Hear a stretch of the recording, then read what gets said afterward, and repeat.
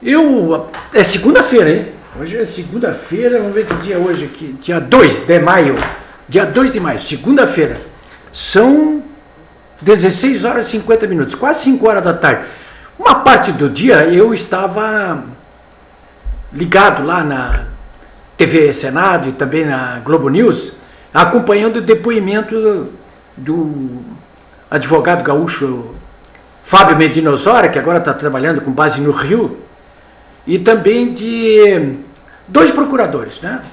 Um dos quais procurador do Tribunal de Contas da União. Estavam ouvindo atentamente. Eles foram chamados a depor nesta segunda-feira na Comissão Especial do Impeachment pela oposição. Amanhã, terça-feira, vão falar os que foram convidados pelo governo, para defender o governo. Então, eu estava ali coringando desde as 10h30 da manhã o pronunciamento desses profissionais do mais alto gabarito. O silêncio no plenário da Comissão Especial de Impeachment foi sepulcral, sobretudo da bancada do PT, que por outras razões até anda em pavoroso silêncio ultimamente. E não pode ser de outra forma, né? O fracasso das comemorações do dia 1º de maio, ontem, domingo, promovidos pela CUT, pelos seus satélites em todo o país, mas sobretudo em São Paulo, onde esteve a presidente Dilma Rousseff, esse fracasso, o Lula nem foi lá, hein? Alegou que está com uma voz, ele está mesmo, né? Com uma voz muito ruim, muito rouca, né? Ele está doente, esse homem. Ele alegou para Dilma que estava, não posso falar e tal, podia estar presente, né? A pessoa pode não falar, mas pode estar presente, ainda mais quando é um ícone do PT. Alguém ia lá e falava por ele, olha, o presidente não pode falar porque está rouco, mas mandou que eu lesse isso aqui e lê, né? Não, mas ele não quis ir. Ele não quis ir, não foi. Sabia que aquilo ali ia ser um fracasso, como foi um fracasso, né? Mas além disso, eu acho que tem gato nessa tuba, e eu vou falar sobre isso com vocês daqui a pouquinho. Bom, então, eu estava dizendo que estava ouvindo o pessoal da Comissão Especial do Impeachment, esses profissionais do mais alto gabarito. Eles desmontaram ponto por ponto toda a tese da Dilma e dos seus sequazes aí de que está havendo um golpe. Pegaram assim ponto por ponto, né? A mais B, 1 mais 1 são 2, coisa desse tipo assim. É irrespondível. Né? O pior é que esse pessoal do PT não pôde nem acusá-lo de, olha, vocês são aí crias do PSDB, crias do PMDB, são partidários, porque 2 deles são altos funcionários públicos, inclusive. O Fábio Medina Osório não é, mas os outros 2 são. Né? E o Fábio é especialista em probidade administrativa, eu já entrevistei ele várias vezes, vocês sabem disso, aqui ao longo dos últimos anos. Né? Bom, aí fiquei ali até quase 2 horas da tarde, e depois disso fui consultar fui fazer um procedimento nesse olho aqui. Eu continuo com problemas de degeneração de mácula gravíssimos, né? E de vez em quando tem que tomar uma injeção no olho. Mas estou aí enfrentando a barra, né? Voltei há pouco, continuei vendo lá, eles continuam depondo, né? Maravilhoso, né? Depoimentos maravilhosos, vale a pena a gente ver essas coisas, né? Bom, mas no meio da tarde, eu recebi a informação, depois fui conferir no Dr. Google, de que o Globo tinha passado a notícia de que a Dilma Rousseff iria renunciar nessa sexta-feira. Eu não me surpreendi, porque um dos primeiros comentários que eu fiz aqui, quando começou essa crise toda, foi de que ela não aguentaria no governo. Eu conheci bem a Dilma quando eu estava aqui no Rio Grande do Sul, em Porto Alegre. Aliás, neste domingo algumas pessoas me perguntaram, mas vem cá, Políbio, tu conheceu a Dilma em Porto Alegre, trabalhou com ela no governo do estado, trabalhou na prefeitura, trabalhou no PDT, anos e anos. Tu não percebeu essa grosseria dela com as pessoas? E eu respondi, eu não percebi nesse tempo todo, não me pareceu, eu nunca vi. Mas olha, você não percebeu nesses anos todos aí que ela era uma má gestora? Isso até, sabe que na hora eu não percebi, mas quando eu substituí a Dilma como secretário da Fazenda em Porto Alegre, na hora eu não percebi. Ela me entregou os cofres públicos rapados, completamente endividado, um caos financeiro, mas Enfim, estava naquela época de inflação descontrolada, na hora não me dei conta. Mais tarde, quando analisei as contas públicas, é que eu percebi que, bom, tem alguma coisa errada aqui. Mas o próprio prefeito era bagunçado. Eu não sabia até que ponto podia atribuir problemas a ela ou ao prefeito. Eu achava que até que era o prefeito também, mas eram os dois, né? Mas ela tinha um problema, assim, de gestão. E além disso, o que eu constatei durante todo esse período aí, que ela sempre trabalhou sob a chefia de alguém, né? Do Lamarca, no tempo da guerrilha, depois no PDT, com o marido Carlos Araújo, depois no governo Lula do Lula. E eu cheguei a fazer um comentário, até está gravado aí no YouTube, dizendo que ela não ia aguentar as pressões do governo. Eu disse isso, escrevi, tá? Falei, está gravado. Não vai, ela vai renunciar.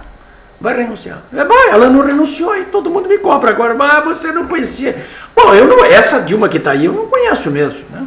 Alguém até me disse, dá um chicote para as pessoas que você vai ver o algoz, se ele é ou não é.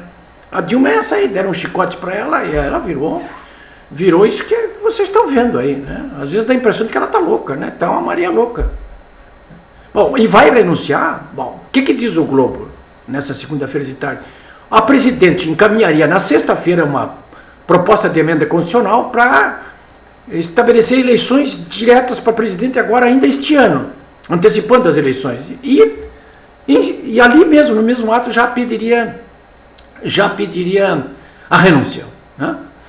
Há algum tempo já vem essa história de que o PT estaria manobrando aí para fazer eleições este ano aí, com uma maneira, inclusive, de atacar o próprio Michel Temer. Mas, de qualquer maneira, sempre ficou muito claro que quem pode fazer esse tipo de proposta de emenda constitucional é apenas o presidente. Um deputado senador não pode. Então partiria dela. Por isso que ela, que na sexta-feira, encaminharia essa PEC, que não vai passar, hein, na Câmara e Senado. Né? Não vai passar, né? Porque até não vai ser mais presidente. E renunciaria. Então, até com um gesto de força assim para dizer, olha, eu vou inclusive renunciar. Né? E renunciaria. O que eu acho pode acontecer? Eu acho que pode acontecer. Eu já disse aqui, repito muitas vezes o seguinte, se eu fosse a Dilma, até para preservar um pouco da minha biografia, e inclusive para preservar os meus direitos políticos, né, e até para ter um pouquinho mais de pudor diante da nação, e pensando no próprio país e na nação, na sociedade brasileira, fosse eu já disse várias vezes, eu renunciaria. Porque esse processo de impeachment é um processo extremamente traumático para a pessoa, o presidente, para o Congresso, mas sobretudo para a sociedade brasileira. Porque o Temer, mesmo que ele venha assumir agora provisoriamente, enquanto dura esse processo de impeachment, ele não vai dispor de todas as condições ideais que um presidente da República, no exercício pleno do seu mandato, possui. Né? É evidente que não. Fica sempre aquela coisa traumática lá, um presidente presidindo e o outro presidente afastado sendo julgado por improbidade administrativa. Então, para todos, seria a melhor solução. Eu conversei ainda há pouco com um advogado especialista em direito eleitoral, Décio Tiberê, que me disse o seguinte, porque eu perguntei para ele, digo, olha, o Décio, se a Dilma renunciar agora, nessa sexta-feira, ela está renunciando, portanto, alguns dias antes que o plenário do Senado também vote pela admissibilidade do pedido de impeachment. E se ele votar favoravelmente a admissibilidade, ali inicia o processo. A Dilma é afastada e o processo de julgamento dela começa. Começa ali, naquele momento. Porque até agora o pedido de impeachment, ainda do ponto de vista legal, ele não foi acolhido. Ele só será acolhido e iniciará o processo. É muito semelhante o que faz um juiz, né, quando você faz a denúncia, ele manda o Ministério Público ouvir muitas vezes, e só depois disso ele decide se vai ou não vai iniciar o processo. Né? Então, a partir dali é que começa a valer, que você se torna réu, por exemplo.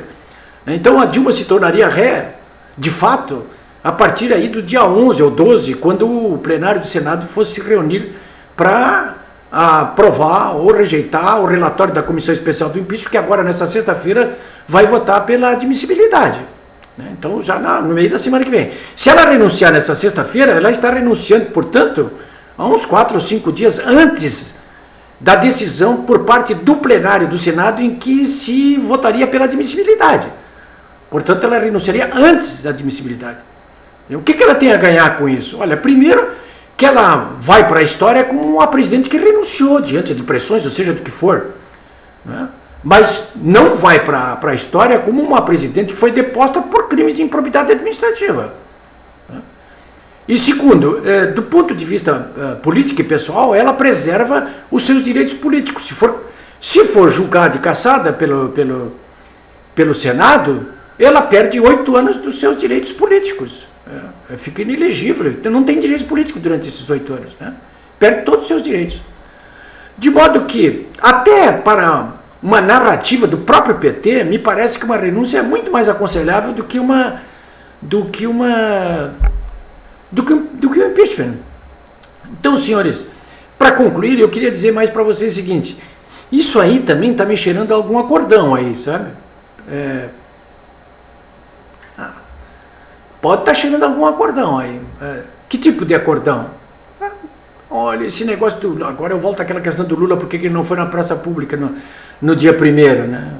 Tem conversas aí de bastidores de que o Temer já gostaria muito de contar com a boa vontade do PT, que se o Lula topar, ele conversa com ele.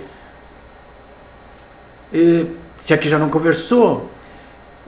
De modo que vocês não se surpreenderiam, não, se tem algum tipo de acordo aí também para que ela renuncie de fato e que por trás disso aí esteja um acordão aí do Lula, do PT com o novo governo que acabe resultando em algum momento aí numa grande anistia geral, né?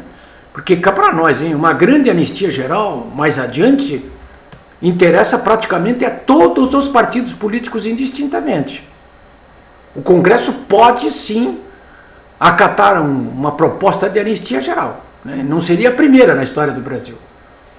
Começa tudo, olha, o Temer pode alegar, olha aqui, que é para a unidade nacional, para que possamos ter um governo estável, para começar do zero de novo, vamos esquecer o passado. Né? Aquela anistia ampla, geral e restrita dos militares, que eram para crimes políticos, agora pode ser uma anistia ampla, geral e restrita para os ladrões de todos os partidos, que estão aí sendo denunciados diariamente no Supremo e na Justiça Federal. Vocês não acreditam nisso, não? Olha, acho bom acreditar, hein? Que o que eu já vi na minha vida me leva a acreditar até em coisas impossíveis, sabe? Eu acho que até cavalo voa. Eu volto amanhã.